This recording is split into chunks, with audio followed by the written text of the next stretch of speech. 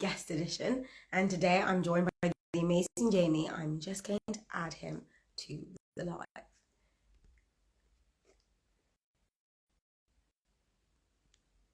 Engineer. He's vice president. He's head of operations at his organization. He's a professionally qualified engineer. And he set up Engineering Success podcast to promote STEM. I was just doing a bit of an intro. Welcome to Wednesday Weekly Wisdom. How are you? Are you okay? Yeah, really good to see you. I mean, I remember first meeting you doing this on your podcast. Absolutely, yeah. Yeah, I'm we so did. excited to be able to invite you to Wednesday Weekly Wisdom and have a great chat. Lovely How's your to day going? Are you boiling and melted as I am? absolutely, absolutely melting. But I don't know if that's nerves or I don't know if that's the weather. Nerves. Oh, you should be nervous. You're my friend. Nerves here. And thank you for joining me. I was just introducing to you to everyone because I just think it's really incredible what you do with engineering success.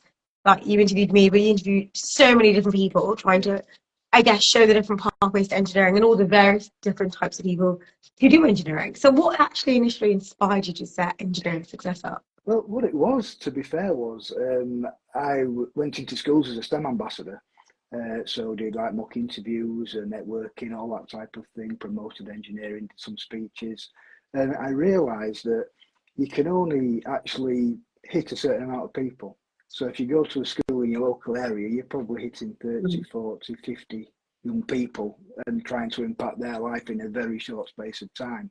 So I thought, how can I hit youngsters en masse? So I had a look around, wondered what to do. And at that time, there was no real podcasts about engineering. And my kids, they are always on their, bless you, they are always on their, bless you again, they're always on their phones or whatever, watching YouTube or listening to music. So I looked into the YouTube way of doing things. I didn't really think that was a way forward for me. So I looked into the podcasting way of doing it. So before I actually started the podcast, it was about a year in the making. Having to, create the artwork for it. What was the podcast going to be about? Where do you start? So my starting point really was, when you go into a job, how many people or how many youngsters are going to actually speak to a managing director of a company? How many youngsters are going to know what their journey is, how they got to where they got? Because we all need a route and we all need to know there's an endpoint that we can work to. Mm. So that was really the start of the podcast, what I was going to focus on. I sent about 200 emails out to managing directors, CEOs, and I got 2 replies. So it was quite disheartening, to be honest, at first.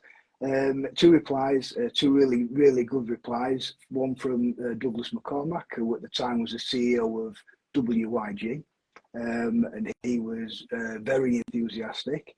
And another email came back from a lady called Julie White, who is the managing director of D-Drill, a concrete drilling and diamond company, and she wanted to be on it as well. So I was like, is it going to work? A lot of people don't want to promote it, or they don't seem to want to be in, this field. But I decided just to go for it and just see where it led. I didn't know anything about podcasting. I didn't know how to start. I bought myself a microphone. I downloaded some software.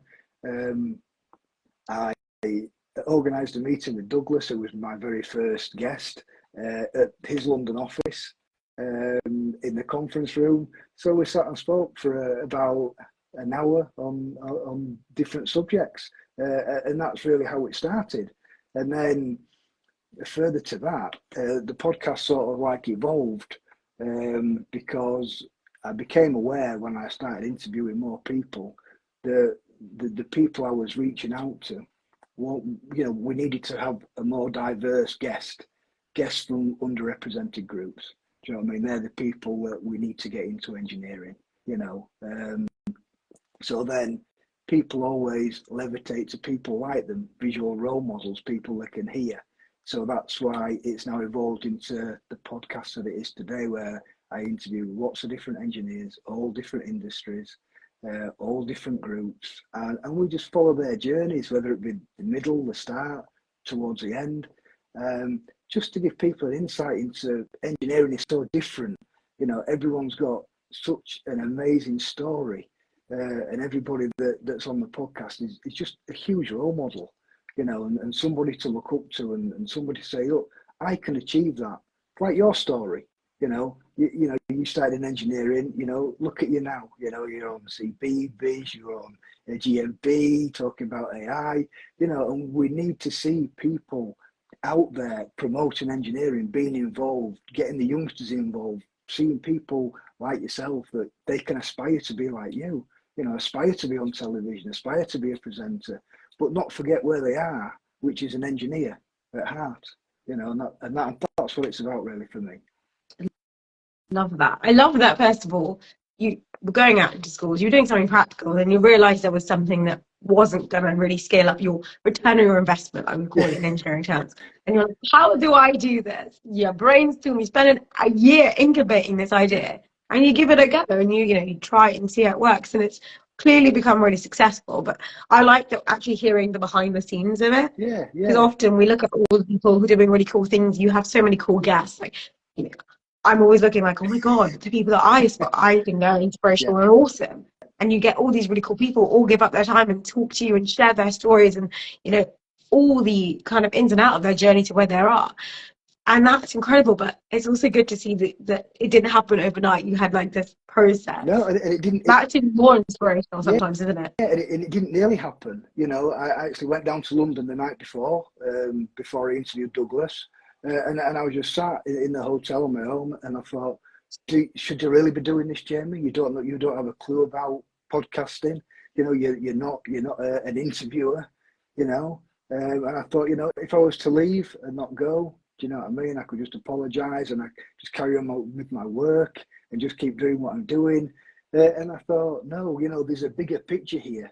You know, so, you know, I need to do it, and I need to just throw myself into it and just see how it goes, you know. And I remember after I published the first episode, I remember people phoning me up and messaging me and saying, I didn't know you were going to do a podcast. And I was like, well, I sort of like kept it a bit of a secret, really, just to see how it was going to go, because you don't know if you're going to get, you know, one person on or, you know, 100 people. You just don't know. So you've got to throw caution to the wind. And I think that's the philosophy of engineering as well. You know, we fail many times as engineers to be able to succeed, you know, and things aren't created overnight. You know, things are created over time and years, and establishing yourself, and having great people. You know, the podcast wouldn't exist without great guests, great people to interview, and great people to be on the podcast that share their time, you know, to help encourage and inspire the younger generation. And not just that, you know, I think sometimes a podcast helps people in industry understand other parts of the engineering industry. Because that's the other thing, right? You and mechanical engineers, I'm civil, like there's so many different facets of engineering. And then if you then go in those little huge sectors, they're also even more multifaceted. What's some of the more interesting interviews of things that you didn't know much about before you interviewed the person? You're like, wow. Absolutely. I think every interview I go in and think, wow, every single guest I've interviewed without fail has given me something to think about. You know, whether it be the start of the journey, how they got to where they got, what obstacles they've had to overcome. You know, we all overcome obstacles, but it's amazing how many people have overcome so much to be where they are. You know, and you know, and it's not just that, the time that people give up, you know, to help inspire, you know, and you know, people are quite candid on the podcast, which I really love. They're quite open about, you know, the struggles and how they get to where they get.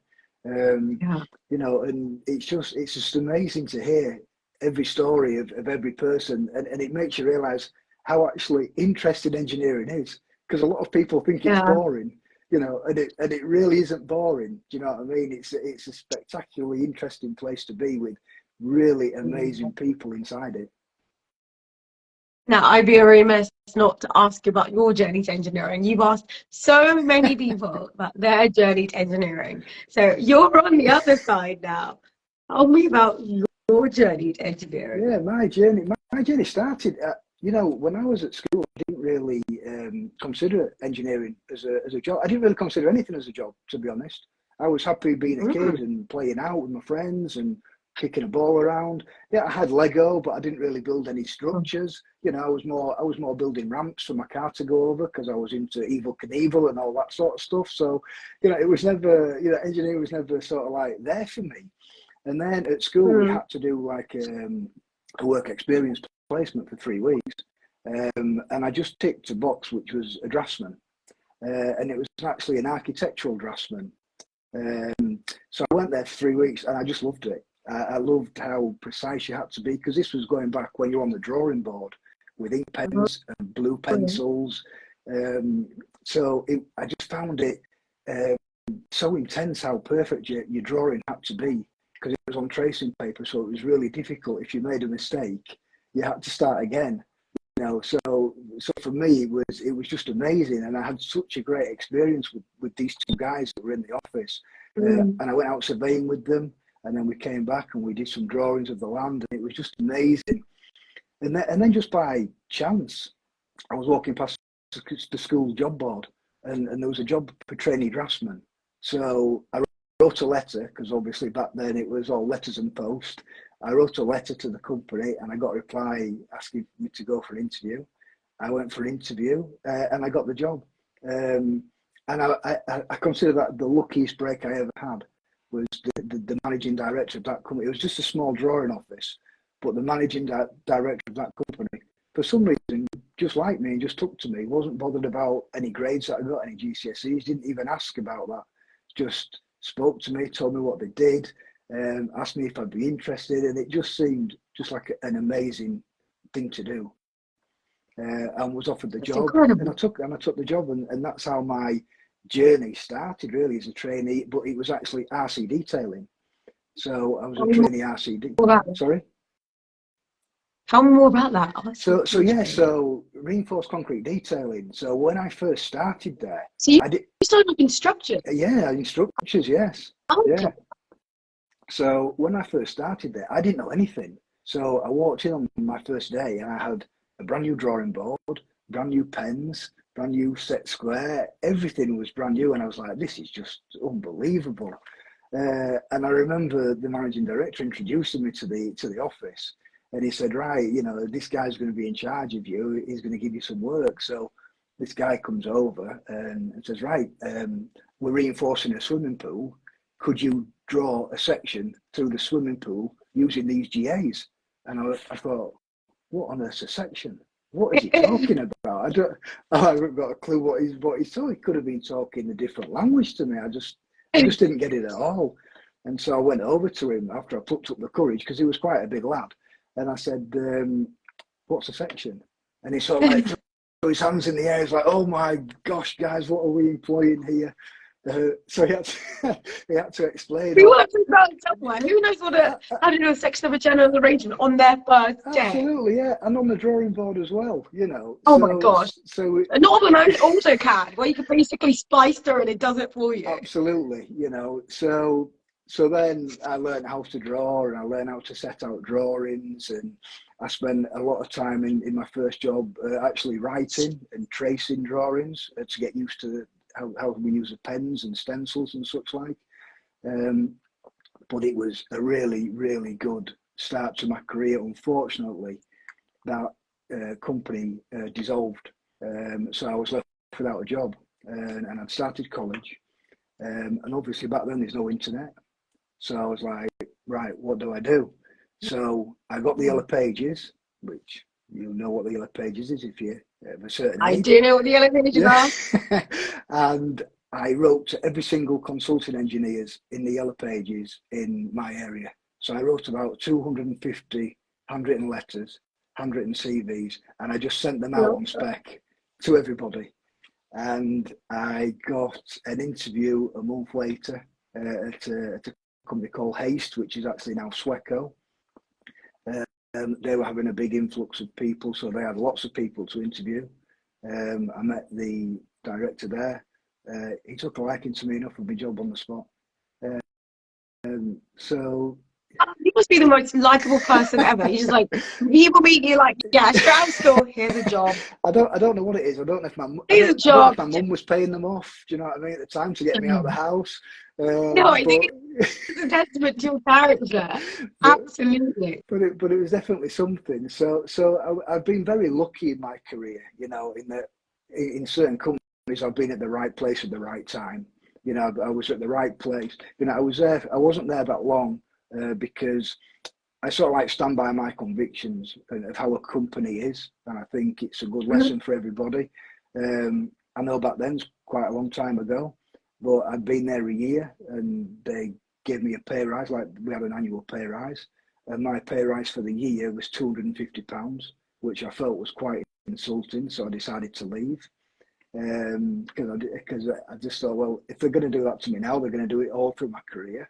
Um, so I left there, went somewhere else. But I think for me, I was working for a company called Edward Roscoe Associates, um, and they actually landed a big telecoms job. It's when telecoms first started taking off the big towers, mobile phones, Mercury 1-to-1, Orange, and such like. And I was the only actual draftsman in the Leeds office. So Eddie Roscoe, who owns the company, came up and said, "Look, we've won this big contract, Jaemie. What position would you like?" Um, so I just said, "Look, I want to be the CAD manager. I want to be in charge of the whole of the CAD." And he said, "Yeah, no problem." So it went from me to a CAD team of 20 people within a month. So I was very lucky in that sense that I'd been given that Oh choice. my gosh. I, I want to hear more because I want to hear more. This is so amazing. Like, it's like almost every step is just like, bam. I know there'll be challenges part of your story. Maybe we'll talk about that in a minute. But that is just so incredible. It's like, James ready for the next thing, and here's a big contract. And what job would you like? So what? So now you become CAD manager. You've gone from being a draftsman. You've trained. Now in two companies, come to this company, and you're managing Yeah, people. Tell me what happens now. yes. So obviously I was managing workload for the CAD staff. I recruited the CAD staff after the initial influx of people. I spoke with all the engineers and I did all the workload for people. So we did like a 2-week workload to keep people busy, and we put certain people on certain jobs, whoever was there. I also started employing some juniors and taught them how to then do CAD, because obviously it changed to CAD then, so everything could be standardized. So yeah, at Edward Roscoe's I had a really good experience, and then they unfortunately were bought out by a bigger company. Um, so I decided to move on again. So I moved to another company as a CAD manager and IT manager of a company that specialised in car parks.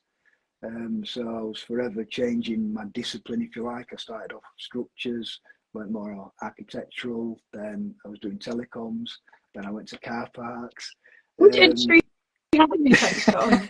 There's quite a few, but I've touched quite a few as well.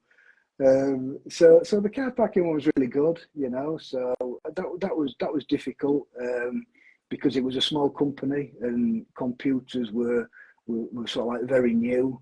So what they asked me to do as well was I actually made computers for them. So I got all parts of computers, motherboards and fans, and I built You made computers. So I computers, started, but that's not your background. So this is learning a yeah. brand So new just skill learning now. as I'm So going. you've gone from CAD drawings, drawings, CAD change, training people in CAD. You moved to IT. Yeah, moved to I IT. Yeah. Can't tell me more. That's an interesting Well, I segue. moved to IT and CAD, so I was still in charge of the CAD. So I still had all the CAD technicians under me, because that was sort of like what I was quite good at doing. Because I being a perfectionist, and maybe because I was on the drawing board previously, I had really high standards with CAD, so everybody had to touch my standard. So I actually wrote the CAD manuals out and told people how to draw, how it should look, wanted everything uniform throughout the company. But then, because it was a smaller company and they didn't have a lot of money to spend on IT, they said, you know, do you think you could start looking at computers, maybe changing some fans, changing some motherboards? So I ended up making some computers for them, getting all the bits together from a local supplier. So that was quite good. And then I had a disagreement at that company with one of the directors, and like I do, because I stand by my conviction, I thought, you know, if we're going to disagree now, you know, we're going to disagree in the future. So I went straight back to my desk, wrote my notice out, and gave him my notice within 5 minutes of the disagreement. And he was like, Jaemie, what are you doing? And I said, well, don't agree with what you're doing. So he's like, well, can we talk about this? I said, no, not really. I'm leaving. So he said, well, you haven't got a job. I said, well, look, don't worry about me. I'll get another job. So I left there and got another job somewhere else. Pause. Jaemie! Well, I love that because we're seeing a theme here, and I just love that for anyone watching this later. This is, I love sharing wisdoms of people's lives, but what I love here is it's such a strong, it just resonates for everything you say. This doesn't sound like, don't agree with this, doesn't fit like what you believe, and you're like, no, I'm done, leaving, moving on. What empowers you to do that? Because I mean, in this situation, it's not like you already had a job lined up. no, well, the thing is, it's like I said, you've got to stand by your conviction, you know, and there's no point in drawing something out. You know, many people in engineering think that the company they work for is the only company in engineering. And that's not the case. You know, sometimes you have to leave for a job that maybe you don't want, and maybe it's a sidestep, and maybe it's not a step up the ladder. You know, but at least it's a company you can align yourself with. You know, so you know, I always thought I'm really good at what I do. I believe in myself. You know, I got every job I ever went for. I'm not going to struggle getting a job. You know, I've got a car, I can travel anywhere. I'm never going to struggle to get a job in engineering, as you know, because there's a shortage of people in engineering, good people in engineering. So I just knew that I would find something, you know, which I did. I love that because I think I just want to talk about that in a minute. Like just having this belief in yourself, because you clearly believe in your skills and your ability to deal with any challenge and the ability to get a new job and to thrive in any space you're in. And that's ultimately motivating you to be like, okay, even if I have a challenge, I'm empowered to move on. And you're not scared of moving. So maybe that's another bit of wisdom about moving around a bit, actually. Yeah, I think. But I'll let you carry on. So I want to know how you went from there to then where you are now, where you're head of UK operations and you're vice president. Yes. I mean, so I can't wait to hear more story. So really, I moved on to another company, which is Sweco now. So I went there as a junior, and the pay rise so I left there because of that pay rise.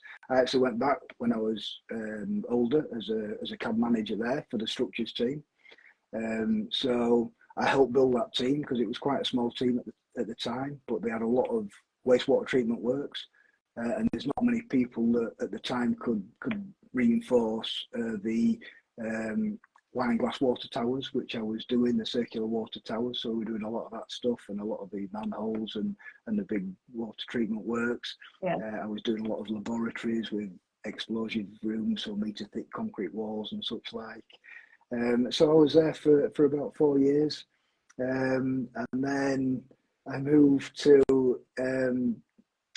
I moved then into contracting, and I worked for a company called Nicholas, which is a construction company, and that was just before the recession hit. So that was probably about 2006 I moved there. Recession hit in 2008. Fortunately, another lucky break, shall we say, Nicholas actually had won a contract on the Olympic Park. So I was made redundant from the office in the north, which was a Doncaster office. We were working on the rail, and I managed to secure a post working on the Olympic Park as a 3D modeller on the Olympic Park as a designer down there. So I was down there for 2 years, which was quite tough because you know I used to come home on a weekend. Do a lot of the construction guys came home on a weekend as well. So I used to get a lift with a construction manager at the time, Craig Townend, great guy. We used to set off a Monday morning at 3:30 in the morning, drive down to Olympic Park, get to the Olympics for about 6:30, do a full day's work, and then find out digs for the week. And Then we used to come back on a Friday. So it was tough going for 2 years. It's tough going. Actually, that does sound really challenging. So, Yeah. especially on the days you're driving up and driving back, that's a long working day. It's a very long working day, you know. But it was good to work on the Olympic Park. It was good experience, and it always looks good and sounds. You get a claim some credit for that, right? That's fine. Well, I can't take too much credit, really. Do you know what I mean? But yeah, I did a little bit. I did some good bits on there, to be fair. Yeah. Do you want to say?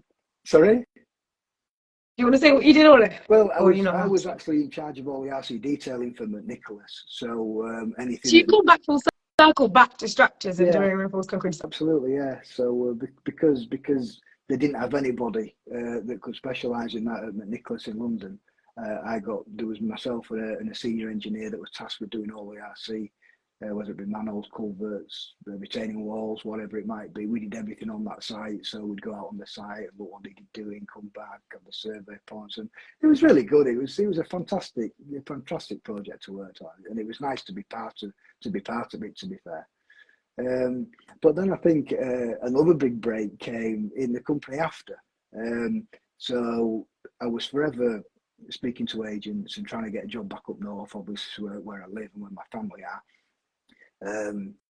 So I got offered a position with just a very small company. There were only half a dozen guys there. BCS Design, Steve Oswald-Eston, the managing director, great guy. Took a bit of a punt on me.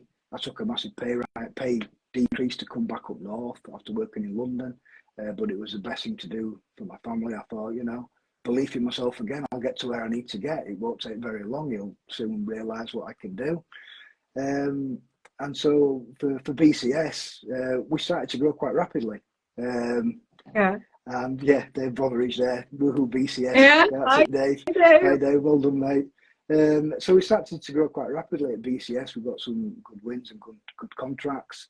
And I said to Steve, look, I'll run the whole CAD operation, because I was the first CAD guy in there in the office. So he just gave me full autonomy with the CAD. So I created the standards again, made everyone work to my standards, made sure every drawing was fantastic when we came out. So by the time I left there, we were about 80 strong.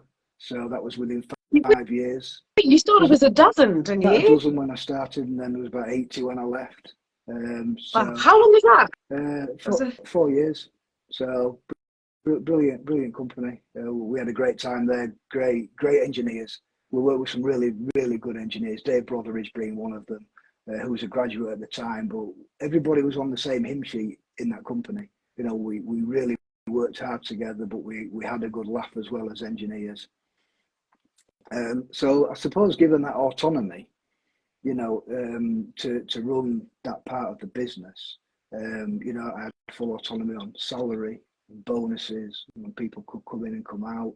It was all up to me. But then I also had to make sure everything was perfect. So if anything went out incorrect, it was me that carried the can. Nobody else would take the blame. It was always me, which was quite awkward sometimes when I hadn't looked at a job that had gone out, and Steve called me into the office and said, what on earth is this rubbish that we're sending out, Jaemie? I was like, sorry, I've not even looked at it. So that was a really good experience for me, creating that team of those people, and it was a great team. We employed lots of people. We employed people from Portugal, from Spain. So we had a really good deal. But I always felt I could contribute more, to the work winning and speaking to clients and being client facing and excuse me. And I did do some of that with BCS. I went down to Network Rail with Steve, and we talked to Network Rail and tell them what we could do, how we were going to achieve it, and then come back and try and work out how we were going to achieve what we said we would. But sound like but swindling the client. We don't do that. It's not in the spirit of cooperation. It's a bit cheeky, isn't it? But we believed in ourselves. You see, we knew we could do it. We knew we could deliver. So then I thought, another challenge. It's another challenge.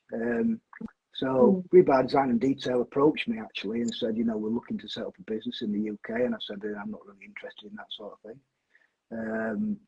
So they came back again through an agent and said, look, they really want you. And I said, it's not really for me. And then they came back again and said, look, they don't want anybody else, Jaemie, they just want you. Can you go and meet them in London and have a chat and see what happens? And so I thought, I've always said I can client face and I can win work. So why not put my money where my mouth is and see what happens? So I took the job, started from zero, no presence in the UK.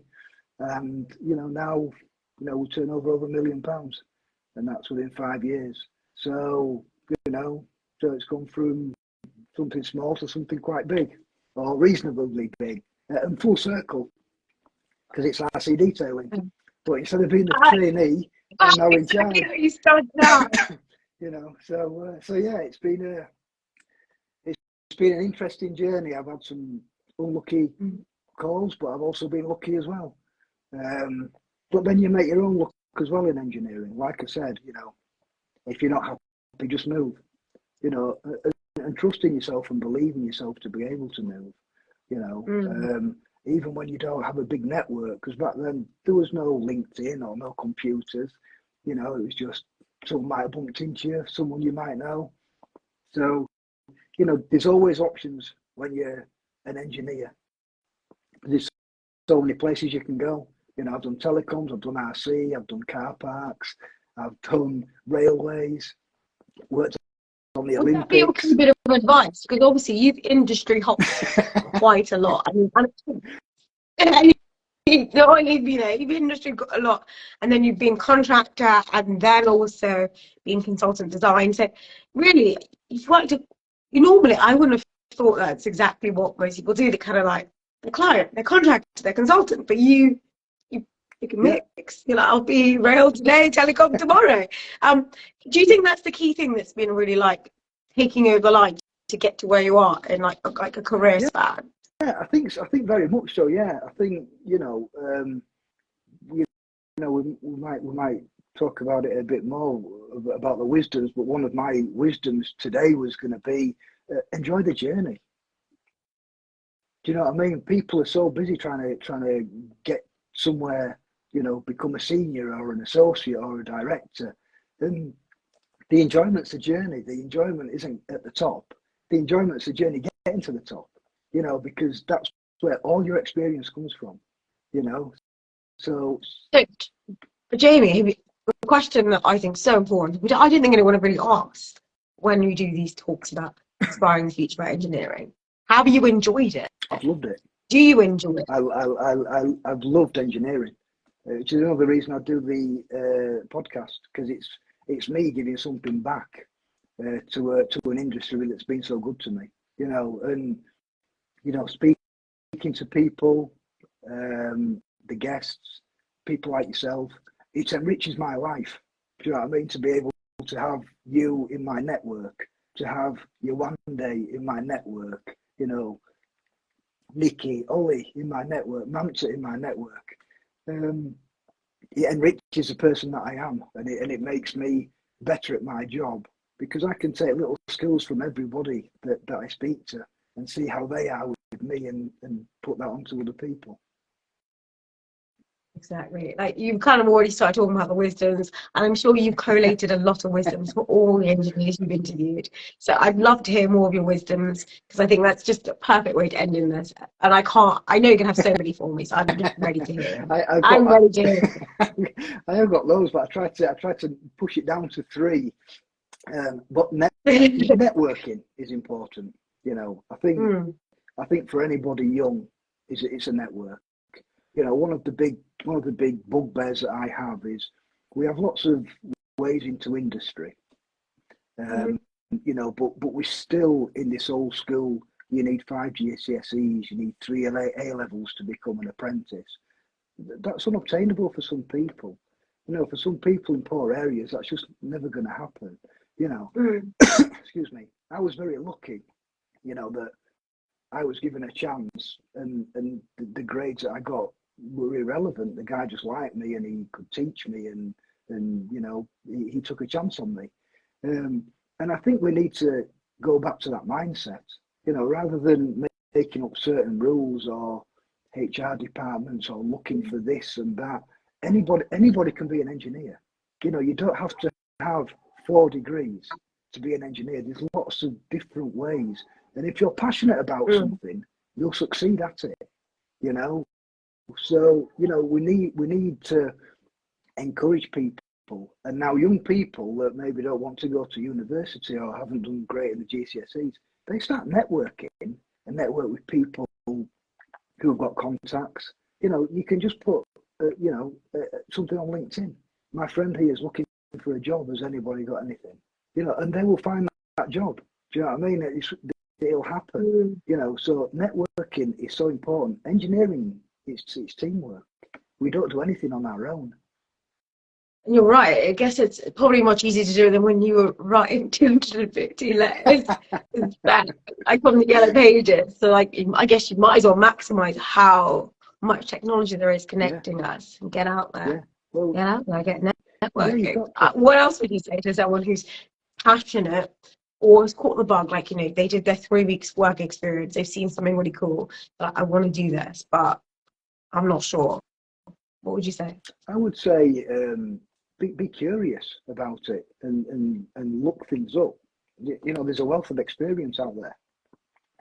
You know, engineering, there's 100, like we said at the start, there's 100 different careers in engineering. You know, hundreds. There's going to be something that suits you. You know, you can think of anything and there'll be an engineering discipline that goes with it. Everything that's been made has been engineered. Everything. You know, anything that's been made, that a human has made, an individual has made, it's been engineered in some form or another, because that's how it's been made. You know, so be curious and look and see what sort of engineering you want to do, what excites you. You know, moving forward, there is so much we need to engineer. There are so many problems we need solutions for. I'm not going to give those solutions because I'm going to be too old. You know, it's for younger people to come up with those solutions, you know, and just thrive. You know, don't be put off by people that want to put you in a box, you know, because that's what happens. We become engineers. You know, we get put in a box. This is what we've always done. You know, don't rock the boat. Let's not, you know, but we need people to stand up and innovate and say, look, have we thought about doing this another way? You know, what about if we did this? What about if we did that? And get a company that aligns with you, someone that's going to listen to you. Do you know what I mean? And take note of what you want. But there's opportunities. As an industry, we need to take a step back and say, look, this guy might not have 10 GCSEs, but he's enthusiastic and he's got that fire in his belly.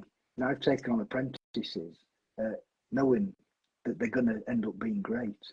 You know, not because of their grades, just because you can see it, you know, in their eyes. And engineers can see other engineers, you know, and that's what we need. We need engineers to interview engineers, you know, and to interview and to speak to younger people. It's really lovely, actually. I really like that. The idea that, you know, just like so many people took a punt on you, you know, like I think it's such a common part of your story, you know. And I think maybe we do take a punt on the future and maybe look at different ways of letting them have access to our amazing industry that also really badly needs them. We do. We need you. Come join us. We do. We need everybody we can. Do you know what I mean? We need people out there that are going to come and join the industry. And if people are struggling, you know, get in touch, network with people. Do you know what I mean? You know, it's amazing how much influence engineers have. You know, look at yourself. You know, I'm sure you've got an awful lot of influence in a lot of different places. You know, because you know you're a celebrity, aren't you, in engineering?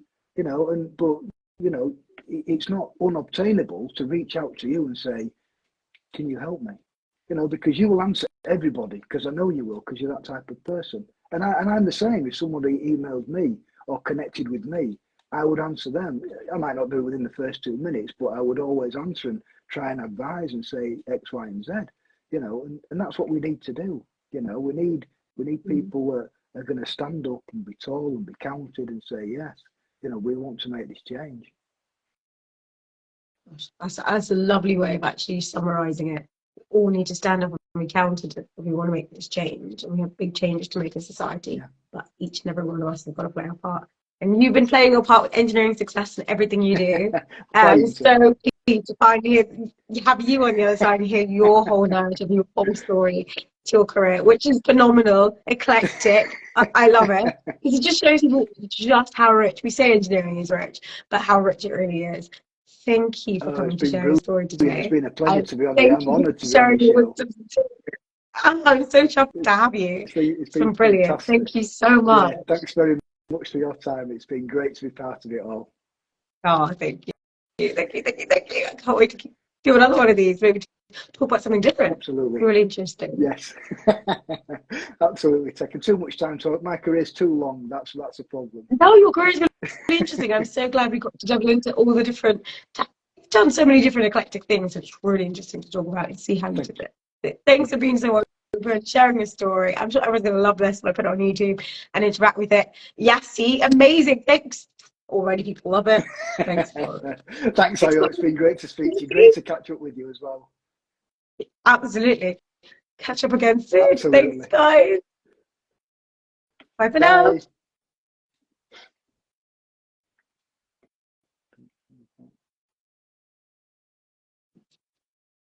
Jaemie, you've got a fan.